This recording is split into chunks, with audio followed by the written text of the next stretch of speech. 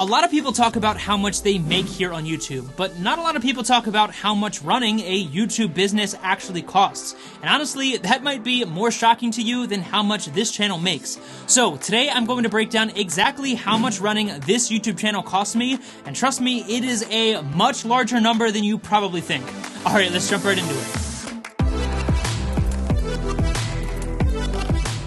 What is going on, everyone? I hope you are all having a fantastic day. So, if you do want a detailed breakdown of my income since I started this channel, then I did make a video just a few months ago on that topic, and while that income has continued to grow since then, those general numbers are still pretty helpful and on point. But like I said, a lot of people talk about how much they're making here on YouTube, but what you might not know is once you really start to treat this like a business, it can really start to cost a lot of money as well. Now, before I get into the exact numbers, I first just want to preface this whole thing by saying that by no means am I complaining or saying that I am upset by any of these expenses. Obviously, I am incredibly grateful and blessed to have the ability to reinvest a lot of money back into this YouTube channel. And despite all of these expenses, I am still making a profit from my content, and for that, I just want to say thank you all so much, because seriously, the reason that I am reinvesting a lot of these profits back into the channel is to make better content for you that will hopefully help your financial life and add more value to it. Alright, so there are really two large expense buckets that make up a majority of the expenses for this channel. And that would be those one-time fixed costs, which are things like equipment, and then obviously I have those ongoing expenses that I actually plan on spending a lot more money on in the coming year. So the first and most obvious expense bucket that is associated with the YouTube channel is equipment. Now, let me be clear that it's not like I went out and spent all of this money that I'm about to show you from day one, because that is absolutely not necessary and was not the case in my situation. Remember that my first video was shot on my iPhone, which I leaned against my textbooks because I didn't have a tripod. And did that video suck? Yeah, it really did. But that was largely because I was uncomfortable on camera and sucked at editing. But my point is that you do not need to go out and buy all of this fancy equipment in order to get started and make a good YouTube video. But when you do start making money, it is a great way to improve the overall production value. Alright, so this is not a tech channel, so I'm not going to bore you to death with every single little detail of what is in this room that I'm currently sitting in, but as some of you may know, I did completely redesign my entire studio space at the beginning of 2021, and just this space alone, in terms of adding everything that's behind me and all of the wiring and acoustic treatments, was just north of $3,000, which personally I really didn't think was that bad, considering I know a lot of YouTubers that have spent a lot more money on their studio space. The other good thing is that this studio is actually in my house, meaning I don't have any recurring rent payments or anything like that. Plus, technically, this space could be written off against a mortgage, so if you have some kind of home office or studio space in your house that you strictly use for your small business or side hustle, then definitely talk to an accountant, because you might be able to get some great tax advantages with that. Alright, so the room itself was about $3,000 to upgrade, but since then I've also upgraded my cameras and added a second camera, so both of those with the lenses was about a $3,000 investment. And then all of the other equipment that is in here that, again, I have accumulated over the past 2 years since starting this channel,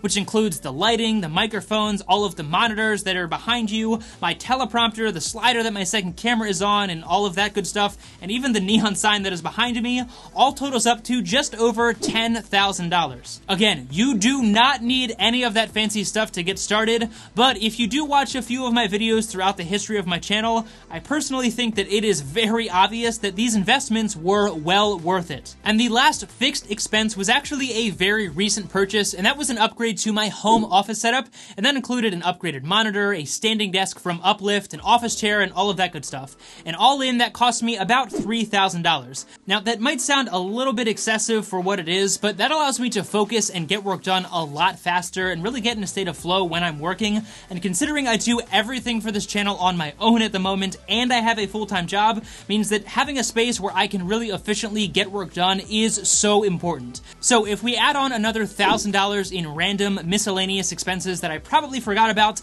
that brings our fixed total for all of the equipment in the studio space and my workspace to right around $20,000. Now, some of you might think that that's not that bad, and others might think that that is absolutely insane, but what I will say is that is just the tip of the iceberg, and the recurring expenses that I plan on investing even more heavily in over the next 6 months are significantly more than $20,000, so definitely stick around to hear the grand total. Alright, so now we've got those recurring expenses, and what some of you might be surprised to learn is that at the moment, I still do everything for this channel on my own, including writing, shooting the videos, editing the videos, thumbnails, SEO, answering emails and comments, and everything in between. And while I've been able to keep up this game of 8 hours of work, 8 hours of YouTube work, and 8 hours of sleep for about 2 years now, I can really start to feel myself getting burned out, but I can also tell that it's holding the channel back in a lot of ways. And that's where some serious investments that I have started making come into play. Now, some of these are costs that I am already actively paying for, and others are things that I am planning on taking on in the next few months, but I have budgeted for all of this over the next year or so, and that means that I am able to tell you exactly how much this YouTube channel costs or will cost me in the near future. And be sure to listen to all of these, because some of the investments that I will be making could actually go in your pocket, but more on that in a second. Alright, so just for the sake of moving through this as quickly as possible, I pay for QuickBooks each month, which is about $30 per month for the package that I have. I have an accountant who helps me with my taxes and tracking my tax deductions, which is pretty affordable and only costs me about $50 per month if you break it down on a monthly basis. And then just recently, I've started working with a graphic designer who will eventually take over all of my thumbnail work and do a lot of the other odds and ends things that I need, such as a channel banner and end screens and all of that good stuff. And at the moment, that costs me about $500 per month, which might sound really excessive, but I put out 3 videos per week consistently, which usually equates to 12 or 13 videos each month, and I now have to make 2 thumbnails for every single video, plus the oddball projects that I might have.